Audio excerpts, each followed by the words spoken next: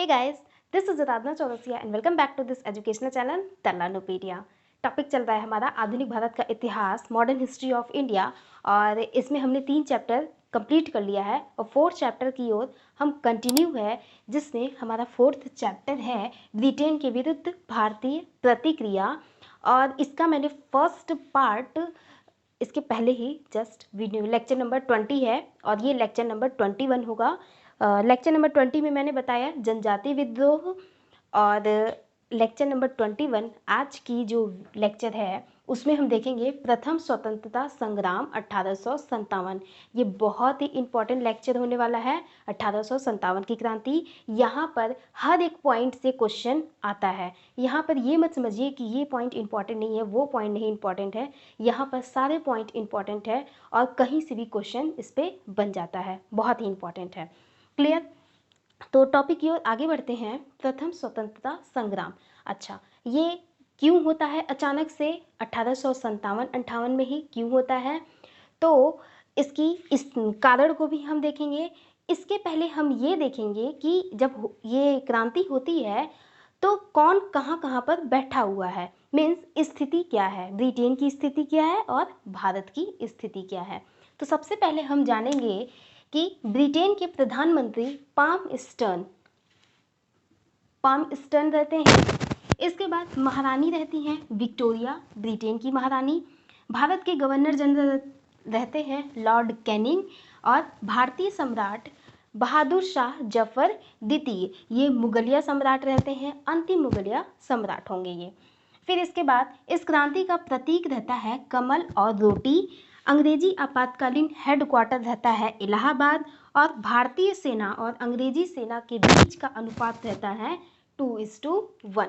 Means भारतीय सेना ज़्यादा है और अंग्रेजी सेना कम है, लेकिन परिणाम क्या होता है, यही अंग्रेजी सेना जो कम रहती है वो भारतीय सेना पर हावी हो जाती है और इंडियंस हार जाते हैं, उन्हें बहुत बड़ा सबक मिलता है।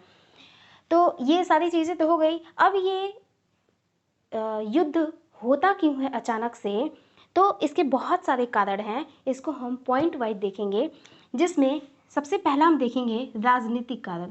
अच्छा, इसके पहले की अगर वीडियो आपने नहीं देखी है तो डिस्क्रिप्शन बॉक्स में मैंने प्लेलिस्ट डाला हुआ है इंडियन मॉडर्न हिस्ट्री, उस पर आप क्लिक करिएगा तो पूरा प्लेलिस्ट खुल जाएगा, मीन्स सारे वीडियोस खुल जाएंगे, उसे आप देख लीजिएगा। आइए अपने टॉपिक पर ही आते हैं। तो सबसे पहले हम देखेंगे राजनीतिक कारण। राजनीतिक कारण के अंतर्गत ब्रिटिशों की विस्तारवादी नीति रहती है, मीन्स वो अपने साम्राज्य का विस्तार करना चाहते हैं। तो ये तो समझ में आ ही रहा है, बहुत सारे मैंने लेक्चर इस पर दिए हुए हैं क्या क्या उनका विस्तारवादी नीति रहता है। जैसे मराठा साम्राज्य को मिला लेते हैं, सिंध पर विजय प्राप्त कर लेते हैं, पंजाब, अवध, बंगाल, फिर मैसूर और भी कई सारे छोटे छोटे राज्य होते हैं, सब पे वो अपना अधिकार जमा लेते हैं। इसके बाद वो मुगलों का भी अपमान किए रहते हैं। भाई, सम्राट जब मुगल ही है और मुगलों का ही अपमान कर रहे हैं तो ये बहुत ही शर्म की बात है मुगलों के लिए। तो उनमें गुस्सा भरा रहता है, आक्रोश भरा रहता है। फिर इसके बाद हम देखेंगे आर्थिक कारण। आर्थिक कारण के अंतर्गत इनकी जो कर प्रणाली रहती है बहुत महंगी रहती है, मीन्स इंसान खाता कम था लेकिन कर ज़्यादा भरता था। इसके बाद कई सारे लघु उद्योगों को भी इन्होंने समाप्त कर दिया था। औद्योगिकीकरण की नीति अपनाते थे, जगह जगह बड़ी बड़ी फैक्ट्रियां लगा देते थे, उसमें कम वेतन पर मजदूरों से काम करवाते थे। इसके बाद सैन्य कारण को हम देखेंगे। सैन्य कारण में ये भारतीय सैनिकों को कम वेतन दिया करते थे, भारतीय सैनिक उच्च पदों तक जा नहीं सकता था, और अंतिम उच्च पद जो होता था भारतीयों के लिए वो सिर्फ सूबेदार का ही पद होता था। और अगर धार्मिक प्रतीकों पर भी रोक लगा दी थी, जैसे सिखों का धार्मिक प्रतीक होता है दाढ़ी रखना, पगड़ी बांधना और तलवार रखना, तो ये सारे उनके धार्मिक प्रतीक होते हैं। तो इन सब पर भी वो लोग रोक लगा देते थे कि ऐसी आप लोग ना करें। और फिर सैनिकों को समुद्र पार जाने के लिए अनिवार्य कर देते थे, भारतीय सैनिकों को समुद्र पार करने के लिए अनिवार्य कर देते थे। और उस समय ये मान्यता थी भारतीय सैनिकों में कि अगर हम समुद्र पार करेंगे तो हमारा धर्म नष्ट हो जाएगा। तो इस वजह से वो लोग उस पार नहीं जाना चाहते थे और ये लोग जबरन भेजा करते थे। इसके बाद हम देखेंगे प्रशासनिक कारण। प्रशासनिक कारण के अंतर्गत है कि जटिल और महंगी न्याय व्यवस्था थी, बहुत कम कोर्ट था, तो काफ़ी दूर तक जाना पड़ता था, एक तो महंगाई भी था उस समय। और न्याय व्यवस्था में अगर देखें तो अगर अंग्रेज और किसी भारतीय के बीच अगर कोई विवाद है तो वहाँ पे जो निर्णय अंग्रेज के पक्ष में ही जाता था, भारतीय प्रताड़ित हो जाता था, उसके साथ अन्याय होता था। इसके बाद तो साफ साफ कहेंगे ये भ्रष्टाचार ही है। इसके बाद हम देखेंगे धार्मिक सामाजिक कारण। धार्मिक मीन्स ये ईसाई धर्म को अपनाने के लिए मजबूर करते थे, फिर ईसाई धर्म का ये लोग प्रचार करते थे। और है भारतीय धर्म और जाति नष्ट होने का भी डर था, भाई ईसाई धर्म अपना लेंगे तो यहाँ जो हिंदू मुस्लिम सिख रहते थे वो सारे के सारे क्या होंगे, धर्म नष्ट होने लगे थे। और जो भारतीयों का अपना धर्म होता था उसमें हस्तक्षेप किया करते थे, और कई सारे जो भारतीयों में रूढ़िवादिता थी और अंधविश्वास थे, वे उन सब से अंग्रेज जो थे वो काफ़ी असंतोष थे। जैसे सती प्रथा था, बाल विवाह था, तो कुछ तो काम इन लोगों ने अच्छा किया है, ये सब चीज़ें हटा दी। वह वास्तव में ये सारे अंधविश्वास थे, लेकिन कुछ चीज़ों पर इन्होंने अपना हाथ लगाकर वो सही नहीं किया, जिसमें भारतीयों में आक्रोश आ जाता है। और कहते थे कि भारतीय धर्म जो है वो निम्न है, मीन्स ईसाई धर्म सबसे ऊंचा है और भारत में जो धर्म है वो सबसे नीचे है। तो इतनी बात समझ में आई। तो इतना ये 5 पॉइंट होते हैं जो बहुत दिन से रूपरेखा तैयार होते हैं, लेकिन अचानक से ऐसा क्या हो जाता है कि ये क्रांति भड़क उठती है। तो उसमें हम देखेंगे तात्कालिक कारण।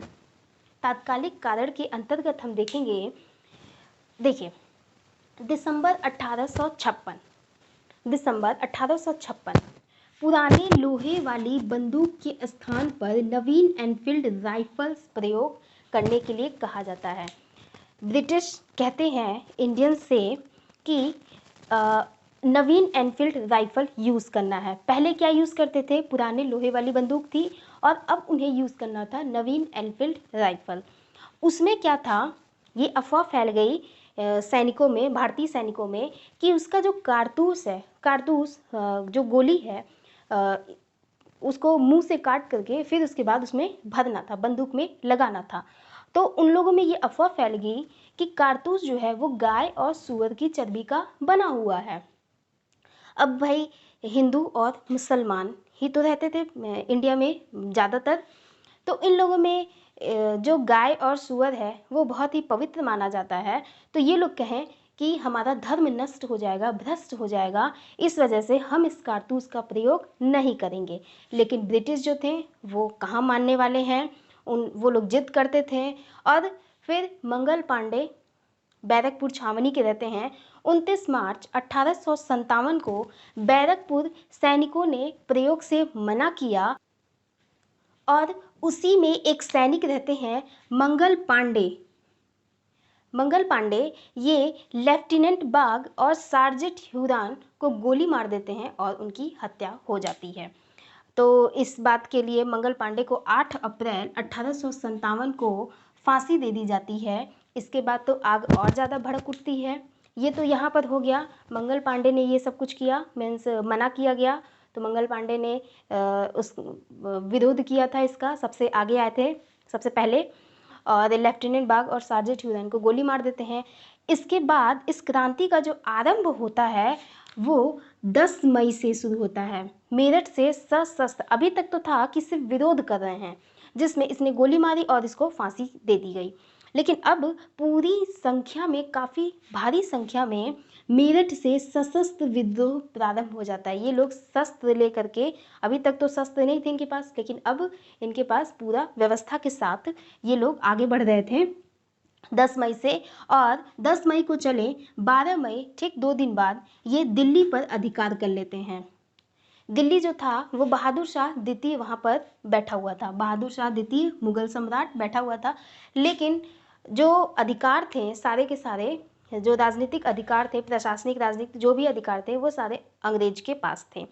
तो दिल्ली को मुक्त करा दिया अंग्रेजों से, और अंग्रेज वहाँ से भाग गए और दिल्ली पर अधिकार कर लिया। क्लियर इतना? और जो अपना नेता था वो बहादुर शाह को बना देते हैं। फिर 4 जून 1857 को लखनऊ और झांसी में भी विद्रोह, अब यहाँ पर विद्रोह हुआ है। अब धीरे धीरे सारे जगह पे विद्रोह धीरे धीरे पनपने लगते हैं। तो लखनऊ में भी होता है, झांसी में भी विद्रोह शुरू हो जाता है। लखनऊ में बेगम हजरत महल नेतृत्व करती हैं, फिर झांसी में रानी लक्ष्मीबाई आगे आती हैं। फिर 5 जून 1857 को कानपुर में विद्रोह होता है, यहाँ से नाना साहब उठते हैं। फिर इलाहाबाद में विद्रोह होता है। तो इसी तरह से धीरे धीरे कई राज्यों में, कई छोटे छोटे राज्यों में विद्रोह शुरू हो जाता है। तो अब हम उसे देखेंगे कि कहाँ कहाँ पर विद्रोह हुआ था। तो अब देखते हैं प्रथम स्वतंत्रता संग्राम 1857 में जगह जगह पर जो विद्रोह होते हैं वहाँ से कौन कौन नेतृत्व करता है। तो सबसे पहले बहादुर शाह जफर,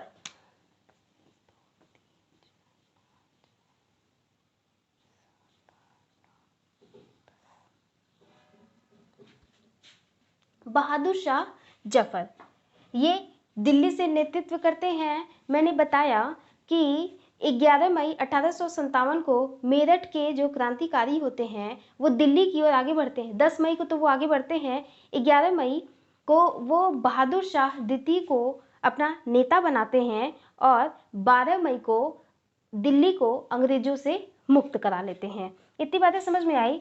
लेकिन आगे चलकर 20 सितंबर 1857 को कहानी पूरी पलट जाती है। बहादुर शाह द्वितीय ये लेफ्टिनेंट WSR हडसन के समक्ष समर्पण कर देता है। जो सबसे मेन नेता है, जो सम्राट है, उसी ने समर्पण कर दिया। यहीं से इनकी शक्ति कमज़ोर हो जाती है और उसे रंगून भेज देते हैं अंग्रेज और वहाँ पर उसकी मृत्यु हो जाती है। रंगून जो बर्मा में स्थित है, बहादुर शाह जफर का वहाँ पे मज़ार है और उसके मज़ार पर लिखा हुआ है कि जफर इतना बदनसीब है कि उसे अपनी मातृभूमि में दफन होने के लिए ज़मीन भी नसीब नहीं हुई थी, ऐसा उसके मज़ार पे लिखा हुआ है। तो ये दिल्ली से नेतृत्व करता है, रंगून में इसकी मृत्यु। वैसे भी ये सबसे बूढ़ा रहता है। और क्वेश्चन आता है कि मुगल में सबसे वृद्ध सम्राट कौन होता है, तो बहादुर शाह द्वितीय। इसके बाद बाबू कुंवर सिंह ये जगदीशपुर बिहार से नेतृत्व करते हैं, वहाँ से युद्ध करते हैं, वहाँ पर युद्ध करते हैं और युद्ध में ये वीरगति को प्राप्त हो जाते हैं।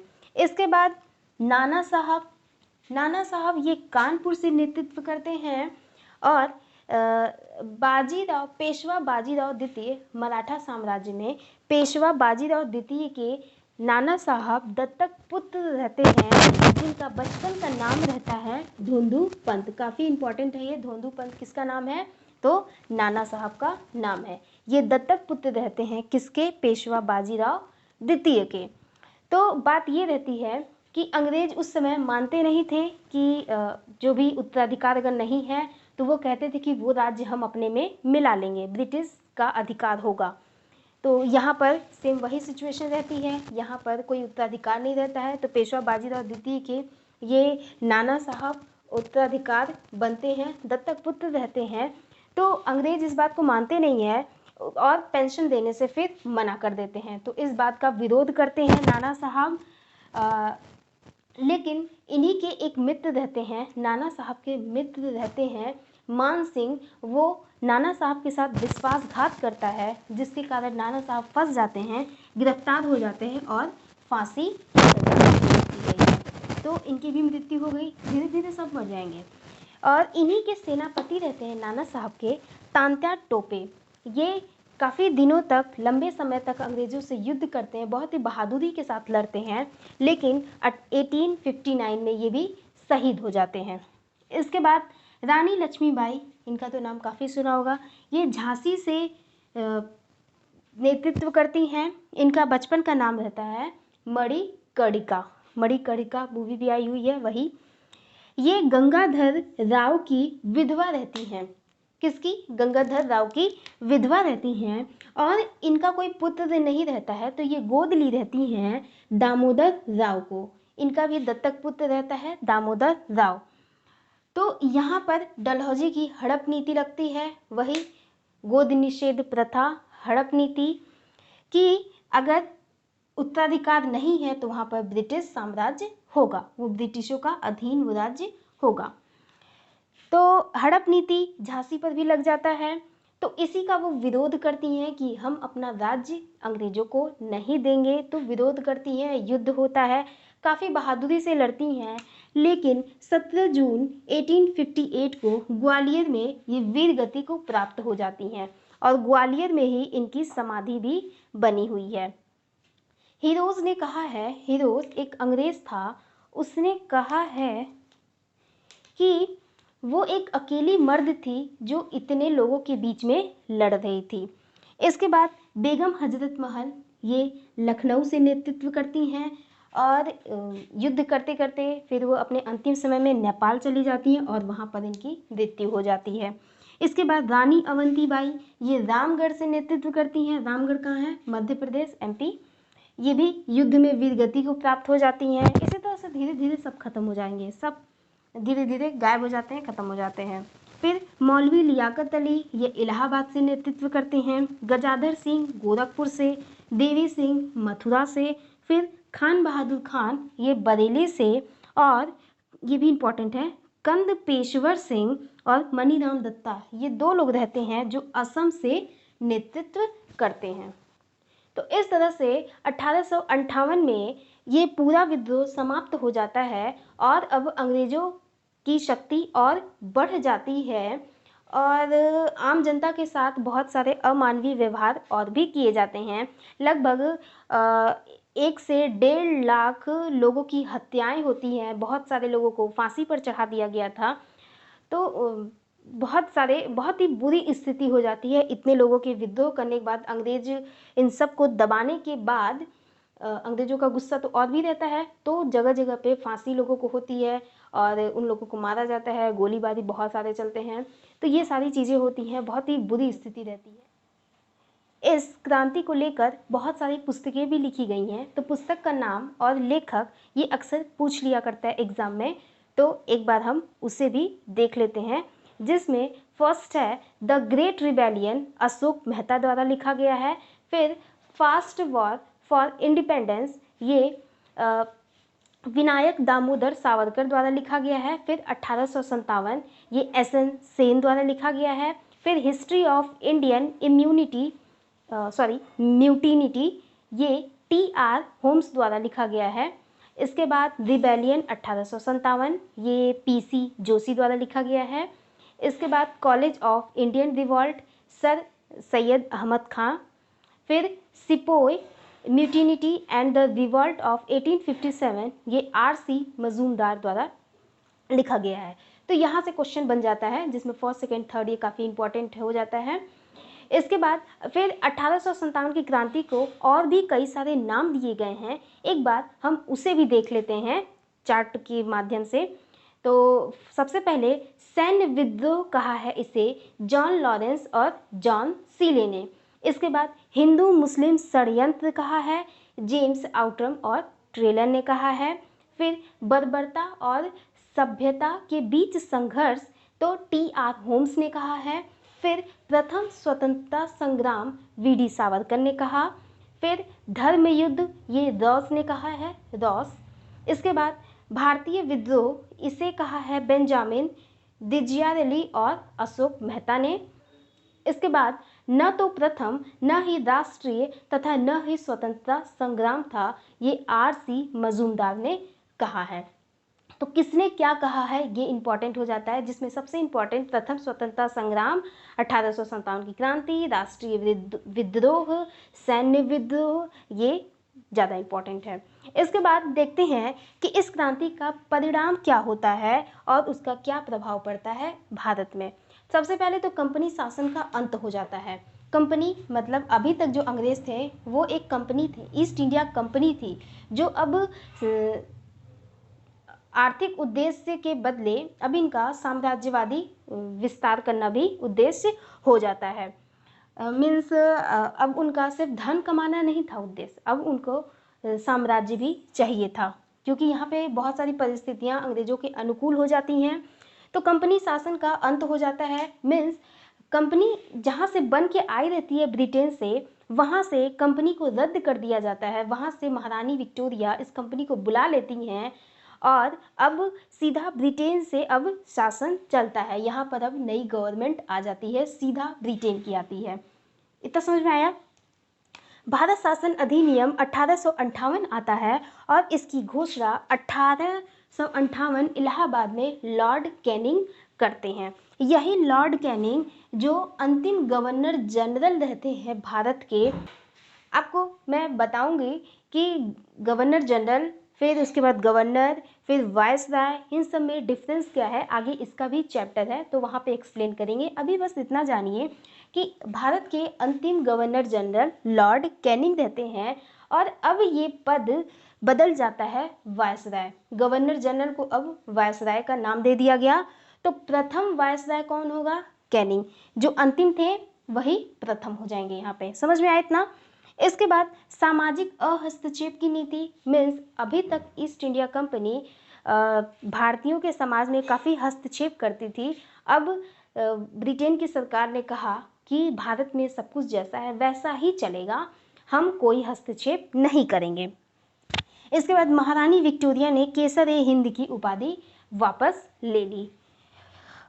फिर इसके बाद क्रांति की असफलता के कारण क्या थे, इसको तो जानना बहुत ज़रूरी है। आखिर क्यों असफल हो गया, तभी तो नए क्रांति की शुरुआत करेंगे।